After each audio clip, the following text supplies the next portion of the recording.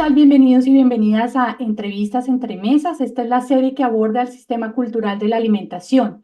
Empezamos con esta quinta temporada y para iniciar y para inaugurar esta quinta temporada nos vamos a desplazar en esta primera entremesa hacia París, Francia, para hablar con el antropólogo y arqueólogo ecuatoriano Francisco Valdés. Él es uno de los líderes en la investigación arqueológica sucedida en la Alta Amazonía ecuatoriana, donde han descubierto restos de cacao con una datación superior a la de Mesoamérica. Pero más allá de hablar qué cacao es más viejo en este planeta, lo que queremos hablar con el doctor Francisco Valdés es acerca de la investigación como tal. Queremos preguntarle cuáles han sido estos avances y cuáles han sido los retos para llegar a esta investigación. Entonces, sin más preámbulos, vamos a darle la bienvenida al doctor Francisco Valdés, que nos está hoy recibiendo desde su casa en Francia. Bienvenido, doctor Valdés. Muchísimas gracias por hacer parte de estas entrevistas. Muchas gracias, para mí es un honor participar en sus programas. Pues comenzaré diciéndole que nuestra investigación comenzó a partir del año 2000. Ujú. Es una investigación que se hizo en cooperación científica y asistencia técnica entre el Instituto de Investigación para el Desarrollo.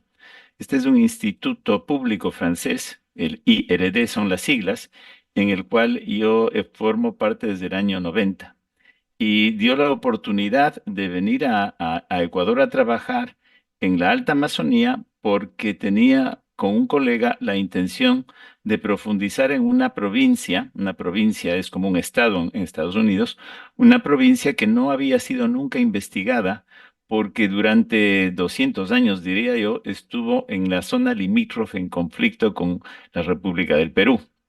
Después de la firma de la paz en el año 99, pues de alguna manera se tranquilizaron las situaciones, se abrieron las fronteras y pudimos comenzar a trabajar ahí.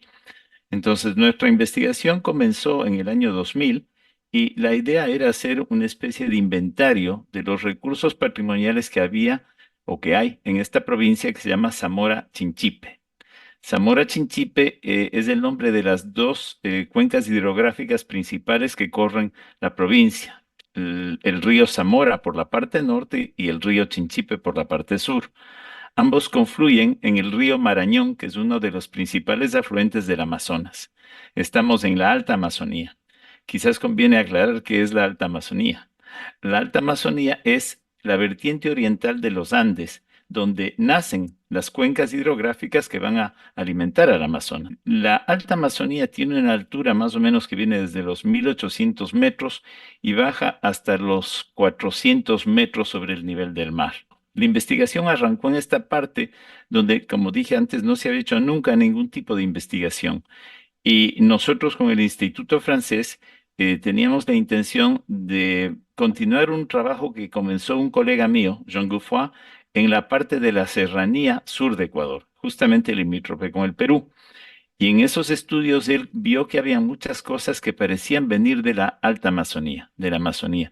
Vestigios culturales, restos cerámicos, por ejemplo, y líticos que tenían relación con lo que estaba pasando en la alta Amazonía. Y decidimos, ya que estaba abierta la frontera, venir a trabajar en esta zona. Comenzamos a trabajar desde el año 2000, como digo, y a lo largo de los estudios tuvimos la oportunidad de descubrir una nueva cultura arqueológica. ¿Qué es eso de una cultura arqueológica? Pues cuando uno habla de los mayas o de los olmecas en México, ¿no? O de los quimbayas o los tumacos en Colombia, pues son culturas arqueológicas, son los nombres que damos los arqueólogos a las manifestaciones de la cultura material que aparece en determinado territorio. Nosotros encontramos una nueva cultura, es decir, una que no había sido identificada anteriormente en la cuenca del Chinchipe. El Ujú. Chinchipe tiene un nombre completo que es Mayo Chinchipe. Mayo significa río en lengua quechua, significa el río Chinchipe. Y el nombre que le dimos a la cultura fue Mayo Chinchipe Marañón, porque esta cuenca nace en la vertiente oriental de los Andes, en el lado ecuatoriano, y desemboca el río Chinchipe en el Marañón, en lo que es hoy día el Perú. Es decir, es una cuenca binacional. Entonces, el nombre de esta cultura es Mayo Chinchipe Marañón, ya que los objetos, los restos de cultura material, se encuentran a los dos lados de la frontera. Hay que saber que las fronteras son totalmente recientes, tienen 200 años, ¿no? Para la época de las nuevas repúblicas en Sudamérica. Pero en época precolombina no habían este tipo de fronteras, no eran fronteras sociopolíticas o geopolíticas, sino eran más bien especies de fronteras culturales que se diferenciaban por el tipo de cultura material que estaba presente en cada uno de estos territorios. Y esto obedece no solo a los usos y costumbres, sino sobre todo a la ideología que estaban profesando estos pueblos. Eso es lo que hace la gran diferencia en la cultura material de determinadas formaciones sociales de la antigüedad. Ustedes estaban haciendo un inventario patrimonial y encuentran esta ciudadela que es la que ustedes llaman Santa Ana, la Florida. Y allí Así hay es. bastante material arqueológico. A mí me gustaría preguntarle cómo fue, bueno, no sé si llamar, si decirle descubrimiento porque la ciudad estaba ahí. Lo que pasa es que nosotros, los que no vivimos en la Amazonía, no lo sabíamos. Pero cómo fue llegar a esta ciudadela y cómo fue encontrarse con estos restos que después dieron oportunidad a varias investigaciones no solamente en arqueología, sino en antropología, en paleobotánica, en genética, y cómo fue encontrarse, bueno, con esta oportunidad para investigar en la Alta Amazonía. De acuerdo, es una muy buena pregunta, porque buscar restos arqueológicos en la Amazonía, que sea alta o baja, no es cosa fácil, Ujú, simplemente porque están debajo de una espesa capa vegetal, el bosque tropical húmedo que cubre la superficie del suelo, impide prácticamente ver lo que son los restos arqueológicos, inclusive cuando estos pueden ser monumentales, que es el caso que encontramos nosotros. Cuando nosotros llegamos a esta zona, descubrimos el sitio a través de alguna zona que había sido despejada por algún campesino, una zona donde habían cultivos, una chacra, como decimos nosotros, o una milpa, dicen en México, ¿no? Y ujú, en esta zona nosotros encontramos vestigios cerámicos y vimos acumulaciones de piedra.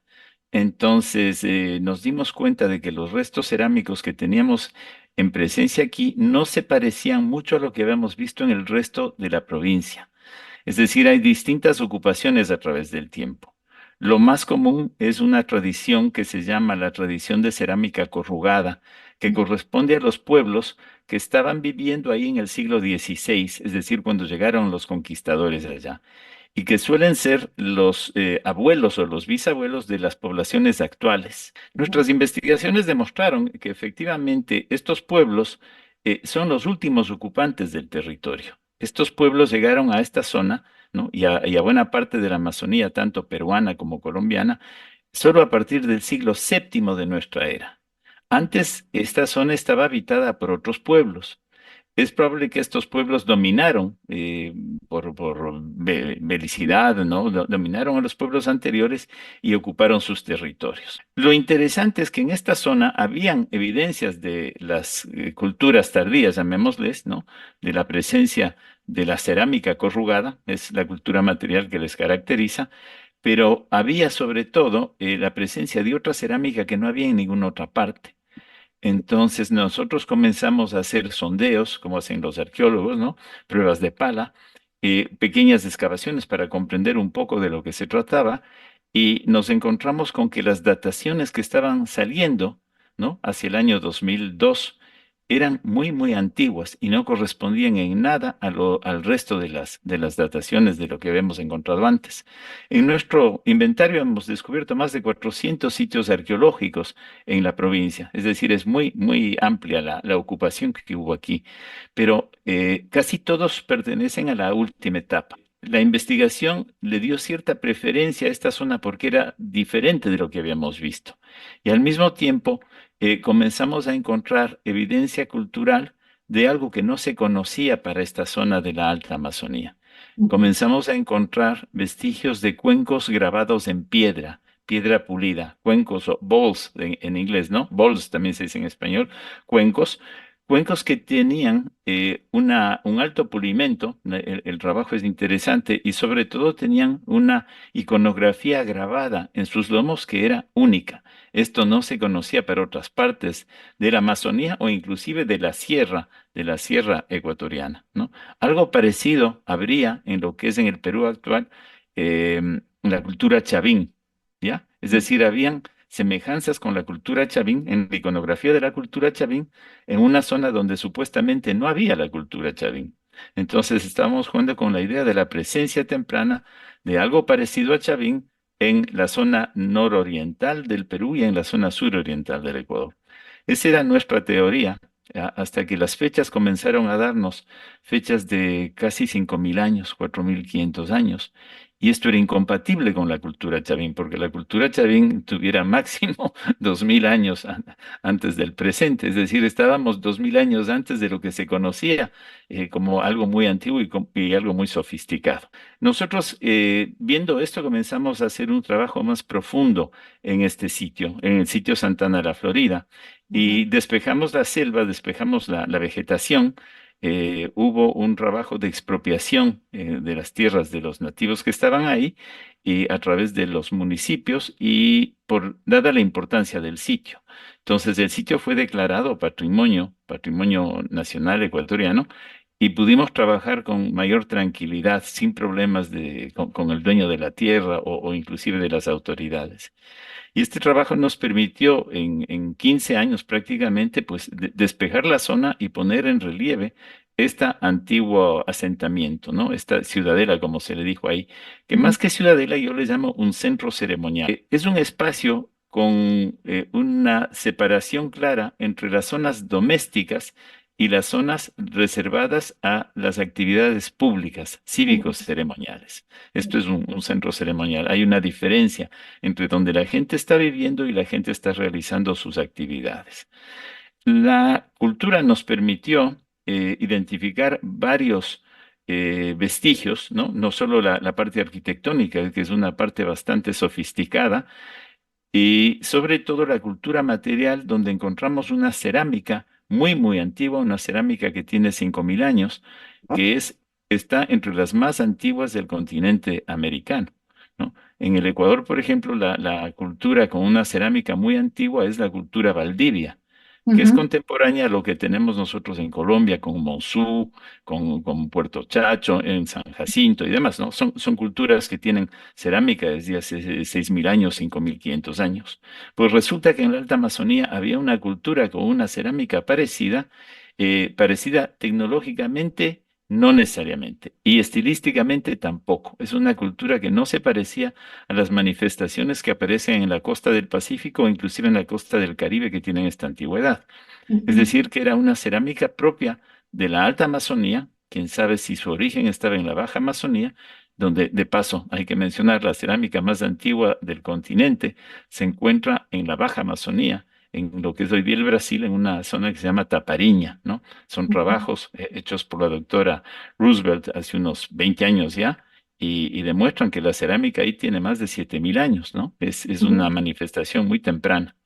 En fin, en la Alta Amazonía tenemos cerámica que tiene 5.500 años, probablemente 6.000 años, ¿no? Pero las fechas de carbono 14 que tenemos nos permiten hablar fijamente de 5.500 años. ujú. La idea es que esta cultura material es muy, muy precoz con relación a lo que se conoce en otras partes, tanto en la sierra como en la costa, y tiene unas cualidades de desarrollo sociotecnológico que son únicas, que son preponderantes. Por eso es la importancia de la cultura mayochinchi. Doctor, ahora me llama la atención eso que usted menciona, de que fue un grupo también interdisciplinario el que estuvo también trabajando en esta investigación. Y me voy a referir, por ejemplo, a la doctora, a la paleobotánica Sonia Zarrillo, quien también estuvo allí, quien fue la que hizo las pruebas en estos cuencos donde además de maíz se encontró el cacao. Y adicionalmente quisiera también preguntarle por la genetista Claire Lenoir, que también participó y que entre todos pues llegaron a esta conclusión de este tipo de cacao. ¿Usted nos puede contar cómo fue ese proceso, qué materiales se usaron, qué procesos se usaron para llegar a determinar la datación de este cacao en la Alta Amazonía? Claro que sí. Bueno, vamos comenzando cómo participan los distintos Ujú, socios, llamémosles, en la investigación. Sonia Cerillo llega a nuestro sitio en el año 2010. Ella ujú, es una investigadora, estaba haciendo su tesis doctoral en la Universidad de Calgary Y ella le interesaba el maíz. Sabíamos que había maíz temprano en la costa, había presencia de maíz en la sierra, en los Andes, pero no se conocía a ciencia cierta desde cuándo el maíz comenzaba a aparecer en la Amazonía y en la alta Amazonía, ¿no? Ujú, Se sabe que había maíz en la Amazonía porque cuando Orellana y su grupo bajaron y descubrieron el Amazonas, pues vieron que había planteos de maíz en todas partes. Entonces, la idea de ella era ver qué tan antigua era la presencia del maíz. Nosotros ya teníamos las fechas de 5.000 años antes del presente, y ella dijo, pues es un buen sitio para ver si es que hubo maíz acá. Ella vino y trabajó con nosotros, estuvo como 3 semanas trabajando con nosotros. Ella es arqueóloga, pero al mismo tiempo es paleobotánica. Y ella comenzó a hacer una recolección de todas las plantas que habían en el medio, en este medio de la Alta Amazonía, para tener una colección de referencia y poder identificar los restos, vestigios arqueológicos, microbotánicos, con lo que había en la actualidad, para saber qué es propio y qué no es propio de la zona. Entonces, ella trabajó con nosotros y se puso a excavar primero en los basurales con nosotros. Basurales son los depósitos donde la gente deposita los restos cotidianos, ¿ya? ujú, Es decir, la basura. Por eso se llaman basurales. Middens en inglés, ¿ya? Y la idea es que ella decía, pues, en los basurales es donde se encuentra la mayor cantidad de información sobre lo que la gente estaba comiendo y lo que la gente estaba utilizando. De hecho, cuando ella vino, nosotros estábamos cavando un basural importante y ella fue una ayuda fundamental, no solo porque era arqueóloga, sino porque tenía la posibilidad de identificar los restos que aparecían ahí. Al mismo tiempo, ella dijo, veo que ustedes tienen ofrendas funerarias y las ofrendas, es decir, los instrumentos, los objetos que estaban acompañando a los muertos en las tumbas. Y dijo, ahí también es interesante ver qué objetos, qué alimentos estaban asociados con estos objetos. ujú, Entonces ella se encargó de hacer muestreos en estos objetos y luego identificar lo que había encontrado. Ella es especialista en identificar lo que se llaman los gránulos de almidón de las distintas plantas. Los gránulos de almidón son un poco como la huella digital de las plantas. Los gránulos de almidón son formaciones de cristales de almidón que se forman de acuerdo a la naturaleza de cada planta. Es decir, cada planta tiene una grándula, una espectrometría, llamemos de los granos de almidón, que son únicos. Uno puede identificar a las plantas identificando los gránulos de almidón de cada una de ellas. Es un trabajo especializado que en realidad tiene unos 15 años de antigüedad desde que ha sido comenzado a utilizarse y Sonia era una de las especialistas en. Entonces ella estuvo muy contenta cuando identificó en los gránulos de maíz las plantas usuales de la zona, ¿no? Como la yuca, la mandioca que le llaman también, distintos tipos de camotes, ¿no? Papachina, encontró frijol, encontró también la presencia de ají o chile, como dicen en México, es decir, los pimientos picantes, y se sorprendió cuando encontró algo inesperado, la presencia de cacao, ¿no? La presencia de cacao estaba en los basurales y habían restos orgánicos calcinados, tanto de cacao como de maíz. Y para ello, y para nosotros, esto era como sacarse la lotería, porque permitía fechar concretamente y específicamente los restos materiales de estas antiguas plantas, de estas plantas encontradas ahí. Y eso es lo que le permitió a ella, con toda seguridad, fechar los restos que se habían encontrado. ujú, Evidentemente también identificó restos de gránulos de almidón, de cacao y de maíz en los objetos que estaban acompañando a los entierros. Y esto es interesante porque ahí aparecían unas botellas y dentro de las botellas habían bebidas tanto de cacao como de maíz.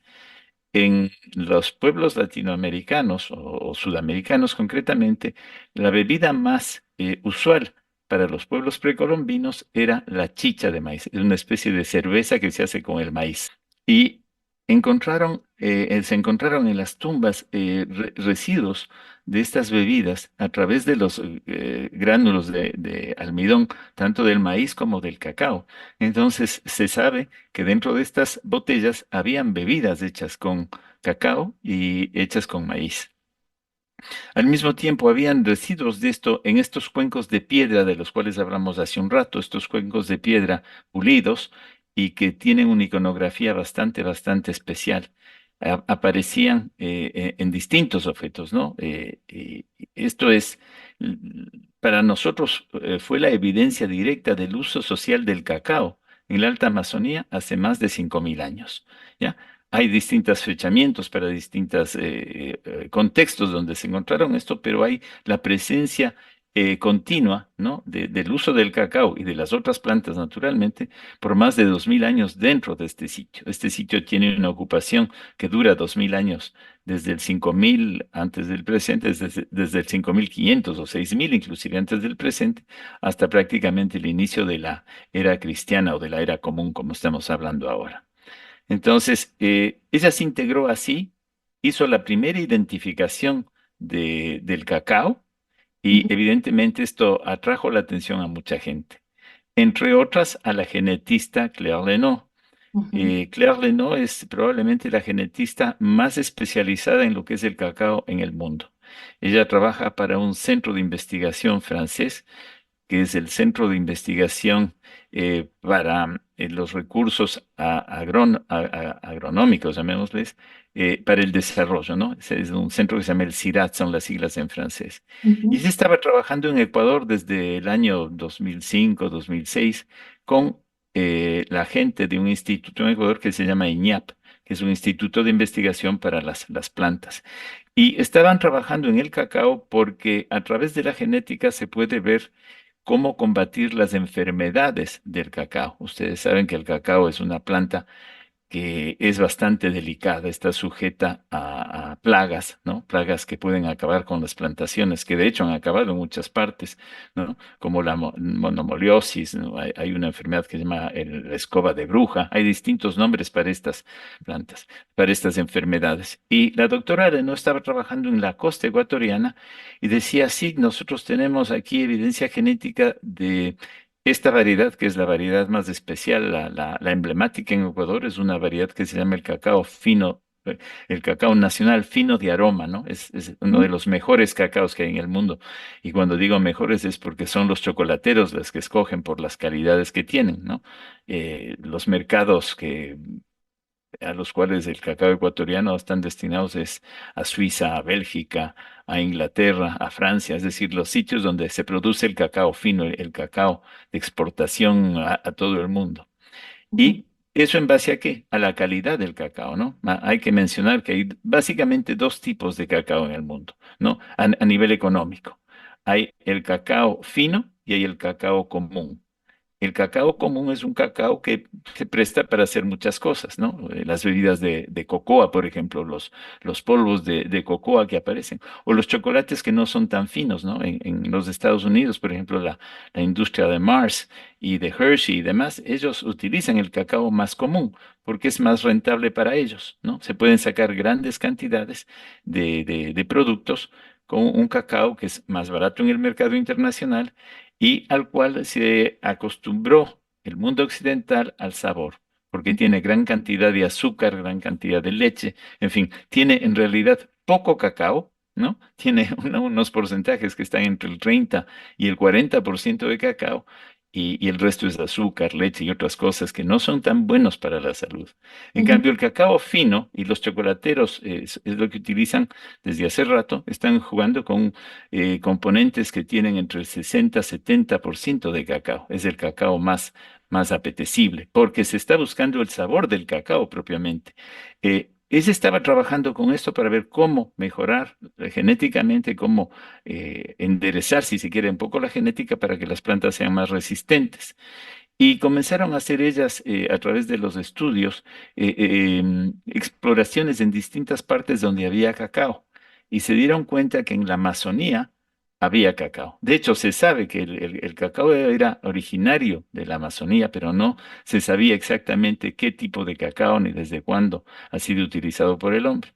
Y ella estuvo trabajando en la provincia de Zamora Chinchipe, más o menos al mismo tiempo que nosotros, solo que no nos conocíamos, ¿no? Ella estaba trabajando en unos bosques buscando específicamente los árboles antiguos. Ella se dio cuenta que genéticamente los árboles más viejos del Ecuador se encontraban en la Alta Amazonía y se encontraban justamente en la provincia de Zamora Chinchipe. Entonces tenía identificada ya la genética de estos árboles. Y cuando se enteró de que nosotros teníamos pruebas arqueológicas de cacao con una fecha de 5.500 años, ella dijo, por favor, quisiera que me permitan trabajar con ustedes para tratar de identificar el antiguo ADN, ¿no?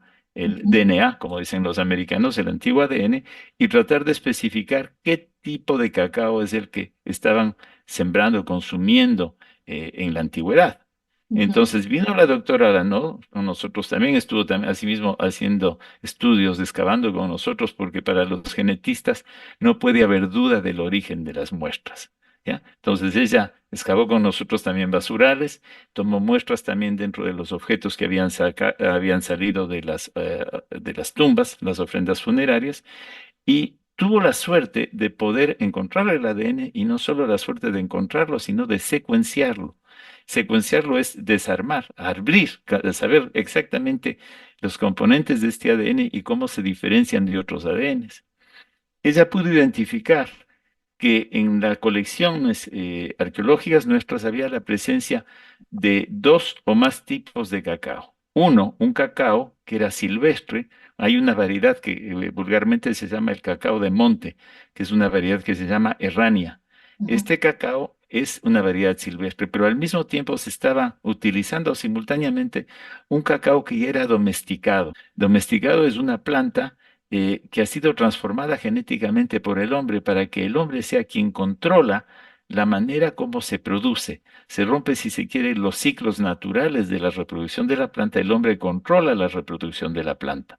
Domesticar significa poder cultivar, poder sembrar y sacar los frutos cuando uno quiere, siguiendo naturalmente los ciclos de la naturaleza. ¿No? claro, Pero claro. también le permite al hombre desplazar la planta que es originaria de un lugar y llevarlo a otro sitio para que se adapte, su genética se adapte a otros territorios, ¿no? Todo eso está implícito en la domesticación de la planta. Y la doctora Lenovo, a través del estudio genético, vio que las plantas que estaban siendo utilizadas aquí eran tanto plantas silvestres como plantas domesticadas. El estudio genético demostró que el proceso de la domesticación estaba llegando a una culminación justamente en este territorio.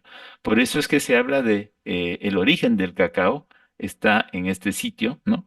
El origen es una palabra un poco amplia, ¿no? Origen significa dónde aparece por primera vez, dónde nació determinada cosa. El cacao es una planta, hoy día se sabe genéticamente que es propia de la Amazonía. Está propia de la Amazonía desde hace unos yo que sé, 6 7 millones de años, y ha tenido cambios genéticos que le van haciendo para que sea como es en la actualidad, desde hace unos 10.000 años más o menos.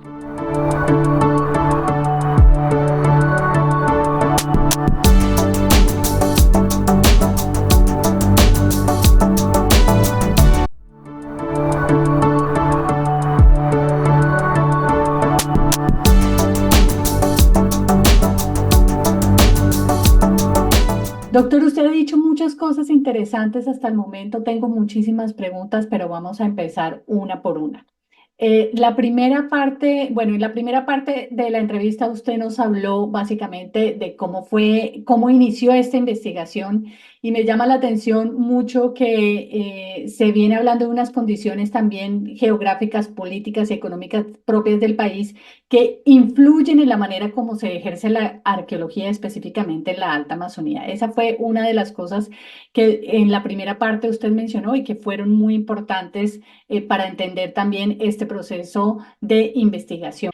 Lo otro que me parece que me llama poderosamente la atención es cuando usted habla de que se encuentran restos arqueológicos en diversas partes de lo que hoy es el Ecuador, tanto en la zona andina como en la zona del Pacífico, en la costa del Pacífico.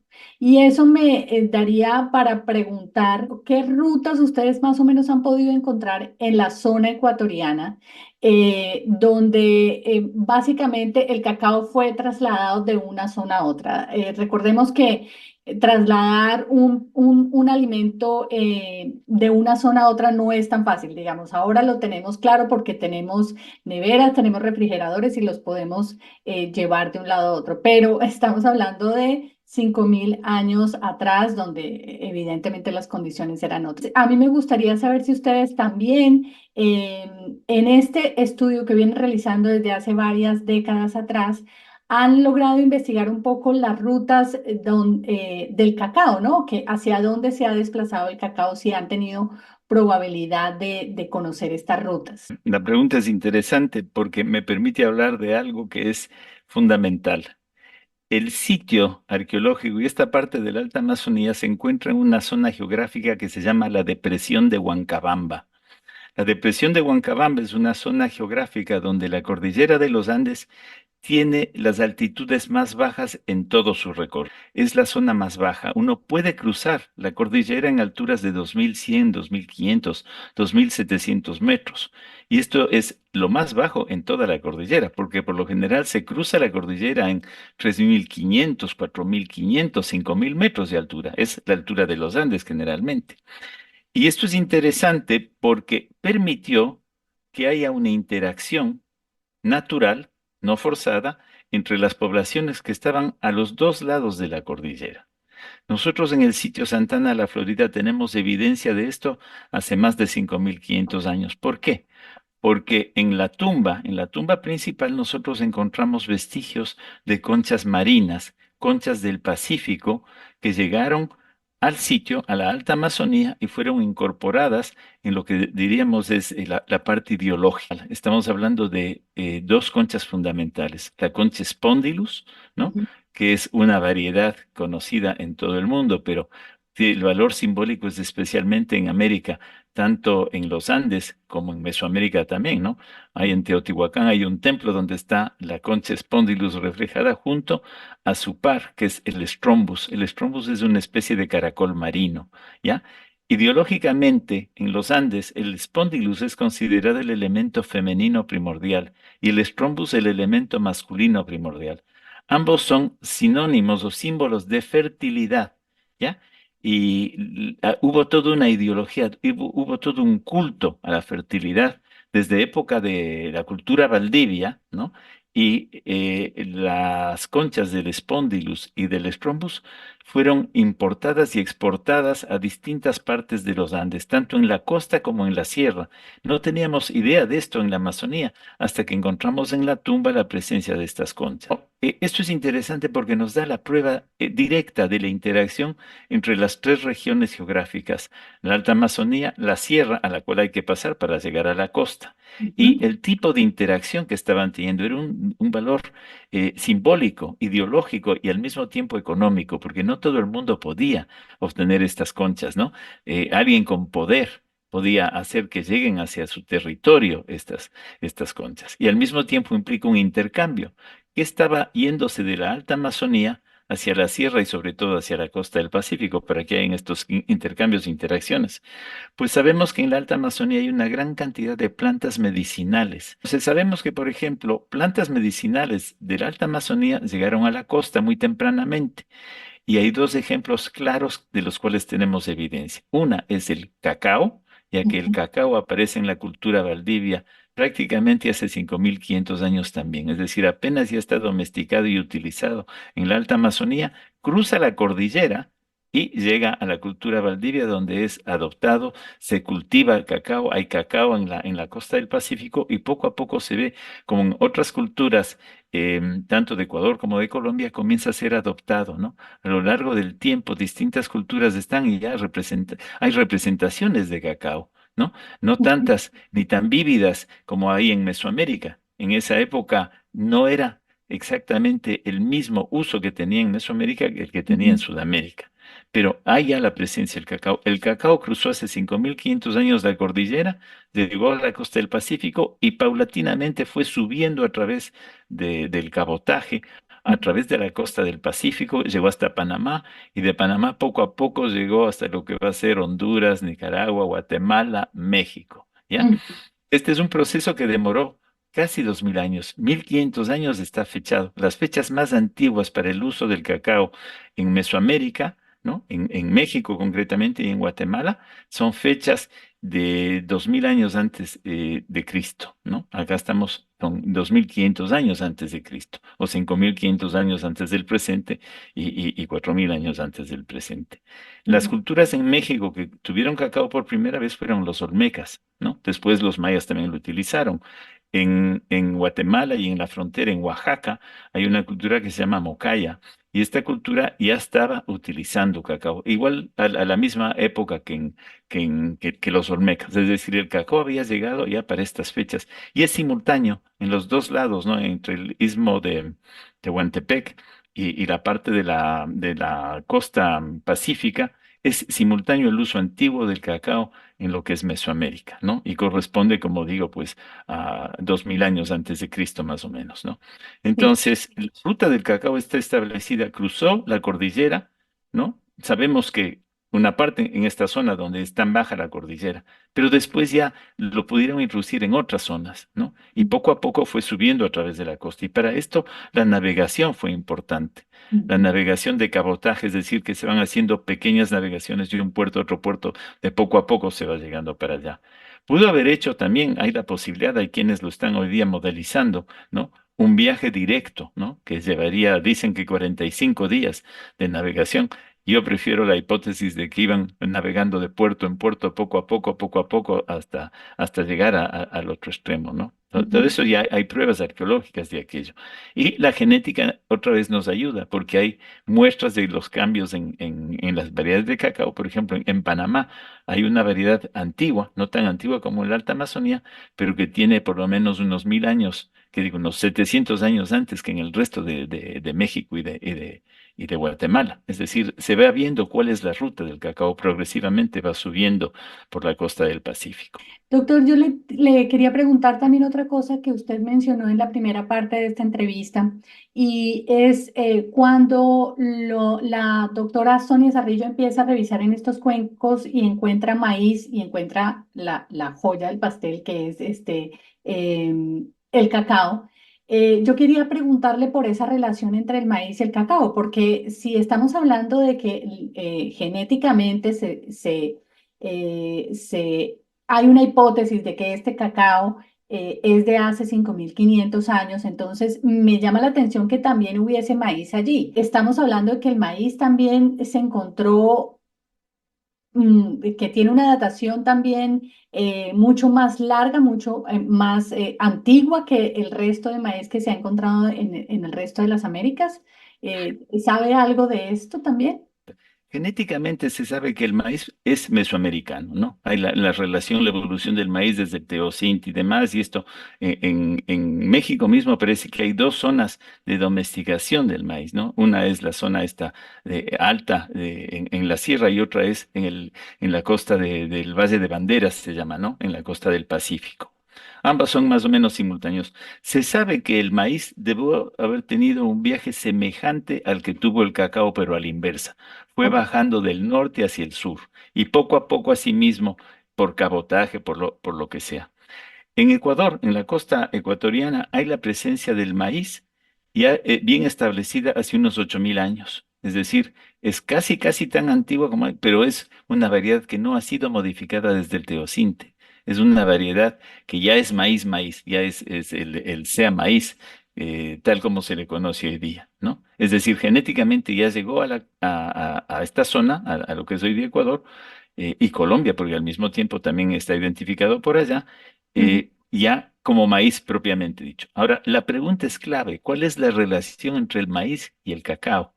¿No? Ujú. Y la respuesta viene de los contextos en los que se encontró.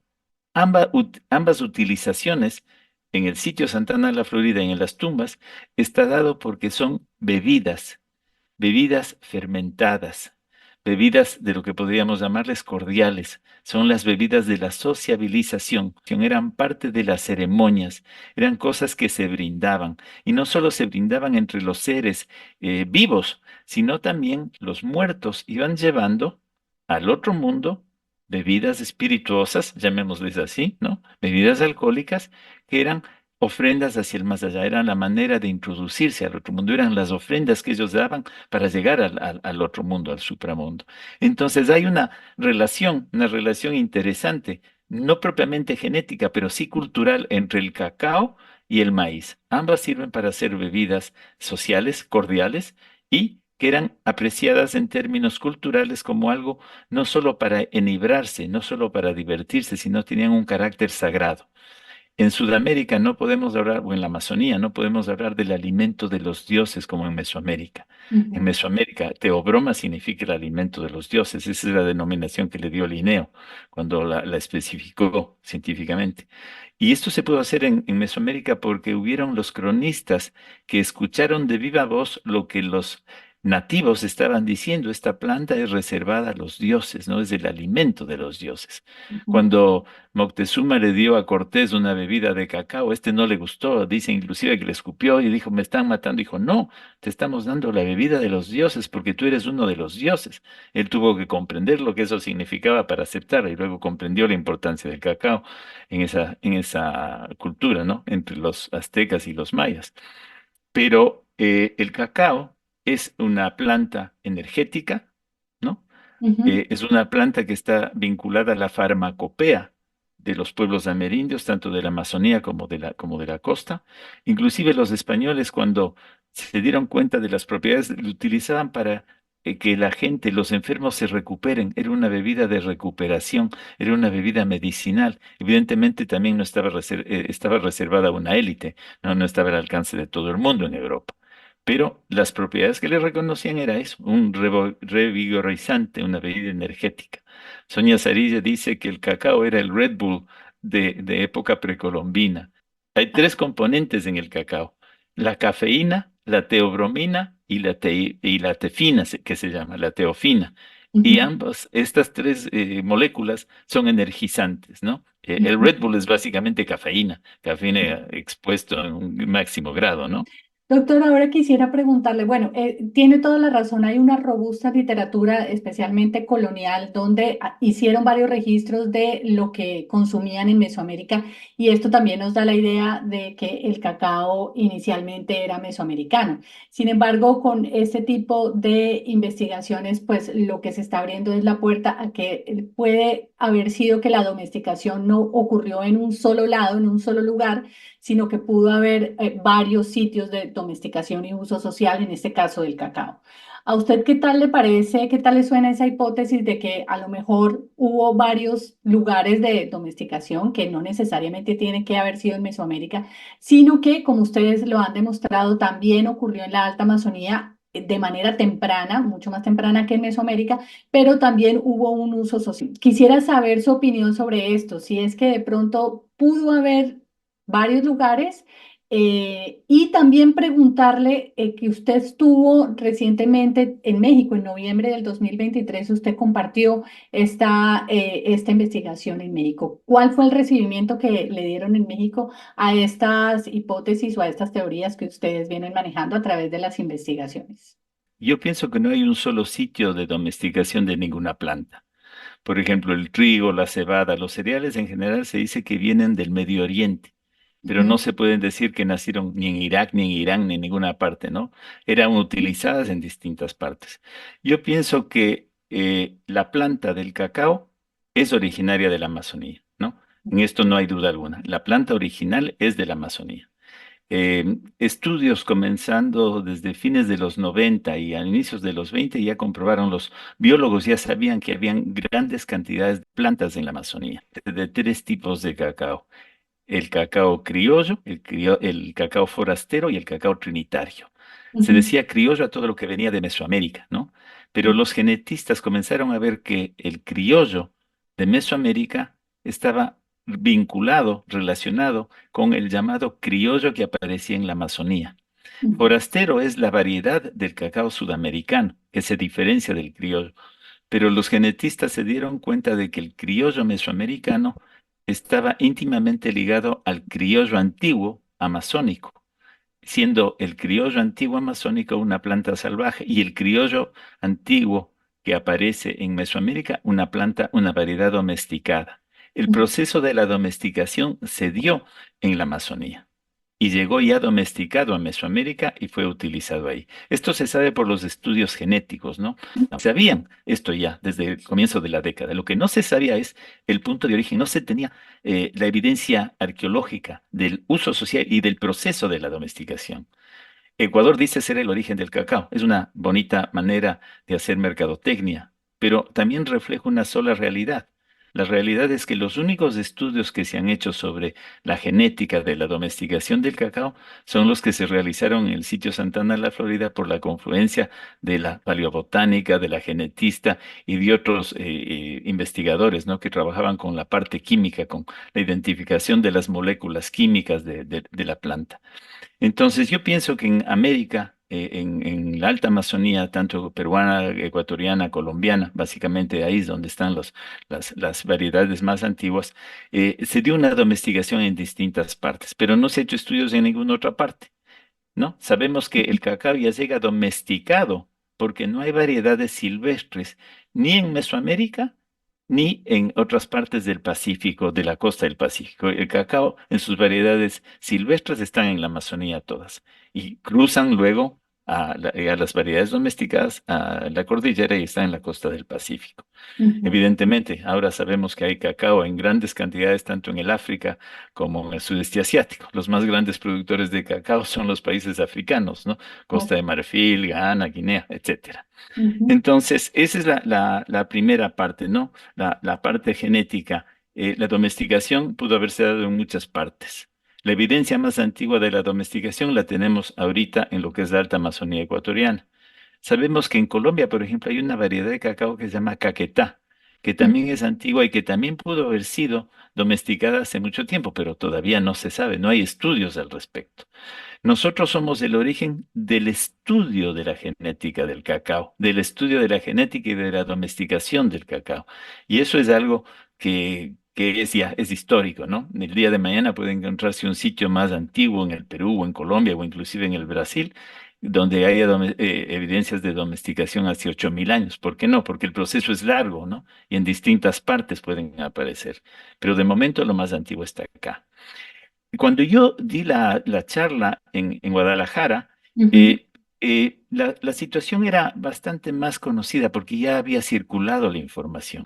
ujú, Nosotros publicamos esto en la revista Nature en el año 2018, en octubre del 2018. Y a partir de ahí, pues para el mundo científico, pues ya no había duda, estaba comprobado. Hay que aclarar que el manuscrito se sometió en el 2015 a la revista y se ujú, demoró casi 3 años en que sea aceptado. ¿Por qué? Porque el peer review, es decir, los lectores, los que ujú. comparten, que lo leen para ver si efectivamente hay fundamentos científicos, al comienzo no pensaban que era posible haber identificado el ADN antiguo. Pero la doctora, no con la evidencia que demostró que era no solo factible, sino que se hizo y que secuenció y demás y demás. En fin, desde el 2018 ya era aceptado en el mundo de que el cacao es amazónico. Cuando yo me Ujú, presenté en Guadalajara, pues la gente tenía interés, habían oído, ¿no? Y otra cosa es oír y otra cosa es ver de primera mano y con las fotografías y los ujú, procesos, la explicación. Tuvo buena recepción, pero le comento una cosa, y en el 2010, 2011, cuando teníamos las primeras evidencias, yo participé en un congreso ajá, y estaba dando esta evidencia y un colega mexicano me dijo, Permítame, doctor, le tengo que detener ahí. No voy a permitir que usted nos quite el cacao." Entonces yo le dije, doctor, no le estoy quitando el cacao. Si usted piensa, en realidad le estamos dando el cacao. Pero a México nadie le va a quitar la primogenitura de haber dado el chocolate al mundo, ¿ya? Porque esa es una realidad. México transformó el cacao en chocolate con sus diversas acepciones y ese es el regalo de México al mundo, el chocolate. ujú, Entonces, claro, no fue muy bien aceptado porque no todo el mundo conocía los estudios científicos, los estudios genéticos, ¿no?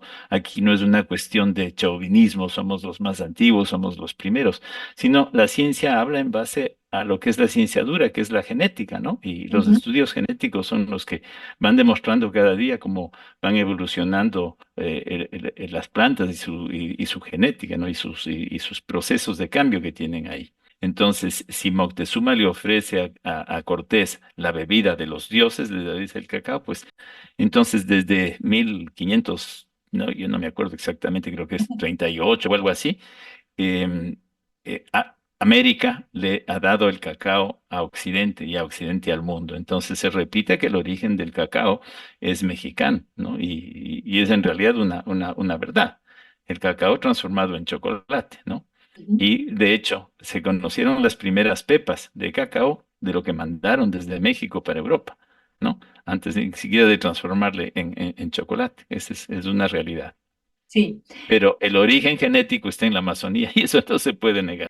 Pues de verdad que me tiene fascinada esta entrevista porque justamente yo he venido notando que se tocan fibras muy nacionalistas por parte de los mexicanos. Eh, y digamos, ustedes han presentado, como usted mismo dice, unos datos duros donde genéticamente se ha podido demostrar que el cacao es de origen amazónico.